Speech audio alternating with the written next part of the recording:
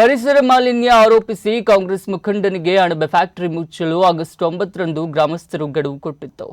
ಫ್ಯಾಕ್ಟರಿಯನ್ನ ಜಿಲ್ಲಾಡಳಿತ ಮುಚ್ಚದೇ ಇದ್ದರೆ ಗ್ರಾಮಸ್ಥರಿಂದಲೇ ಮುಚ್ಚುವ ಎಚ್ಚರಿಕೆ ಇದೀಗ ಎದ್ದಿದ್ದು, ಮಾಜಿ ಶಾಸಕನ ಅಣಬೆ ಫ್ಯಾಕ್ಟರಿ ದುರ್ವಾಸನೆಗೆ ವಾಮಂಜೂರು ನಾಗರಿಕರು ತತ್ತರಿಸಿ ಹೋಗಿದ್ದಾರೆ. ಮಂಗಳೂರು ಹೊರವಲಯದ ವಾಮಂಜೂರು ಬಳಿಯ ವೈಟ್ ಗ್ರೋ ಅಗ್ರಿ ಅಣಬೆ ತಯಾರಿ ಘಟಕ ಮಂಗಳೂರು ದಕ್ಷಿಣದ ಮಾಜಿ ಕಾಂಗ್ರೆಸ್ ಶಾಸಕ ಜೆಆರ್ ಲೋಬೋಗೆ ಸೇರಿದ ಫ್ಯಾಕ್ಟರಿಯಾಗಿದೆ. ಕಳೆದ ಹಲವು ದಿನಗಳಿಂದ ಅಣಬೆ ಫ್ಯಾಕ್ಟರಿಯಿಂದ ದುರ್ವಾಸನೆ ಬರ್ತಿದ್ದು, ಫ್ಯಾಕ್ಟರಿ ಪರಿಶೀಲನೆಗೆ ಆಗಮಿಸಿದ್ದ ಮಂಗಳೂರು ಪಾಲಿಕೆ ಅಧಿಕಾರಿಗಳಿಗೂ ಜನ ತರಾಟೆ ತೆಗೆದುಕೊಂಡಿದ್ದಾರೆ.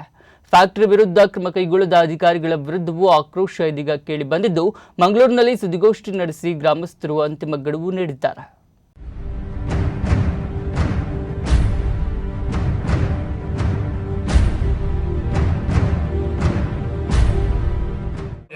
ಸಾವಿರ ಜನ ಅಲ್ಲಿ 3 ದಿವಸಗಳ ನಿರಂತರ ಅಹೋರಾತ್ರಿ ಹೋರಾಟ ಮಾಡಿದ ಫಲವಾಗಿ ಅಂದಿನ DC ಅವರು ಆ ಸ್ಥಳಕ್ಕೆ ಬಂದು ಜೂನ್ 11ರಂದು ಅದನ್ನು ಮುಂದಿನ ಆದೇಶದವರೆಗೆ ಬಂದ್ ಮಾಡಬೇಕು ಎಂದು ಆದೇಶ ಹೊರಡಿಸಿತ್ತು. ತಮಗೆಲ್ಲ ಗೊತ್ತಿದ್ದ ವಿಚಾರ.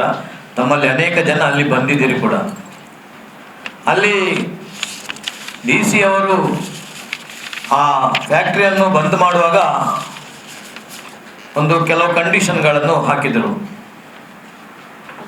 ಇದನ್ನು 5 ಜನರ ಒಂದು ತಂಡ ಪರಿಶೀಲಿಸಬೇಕು. ಅದರಲ್ಲಿ ಆ ಅಣಬೆ ಫ್ಯಾಕ್ಟರಿಯ ಮಾಲೀಕರು ಹೇಳಿದ್ದಾರೆ, ನಾವು ಅದನ್ನು ಏನು ವಾಸನೆ ಬರ್ತದನ್ನು ವಾಸನೆ ಬರದಾಗಿ ವ್ಯವಸ್ಥೆ ಮಾಡ್ತೇವೆ. ಅದಕ್ಕೆ ಕಾಲಕ್ಕೆ ಆ ಯಾವುದು 5 ಜನರ ತಂಡ ಇದೆ ಅದನ್ನು ಮಾನಿಟರ್ ಮಾಡಬೇಕು.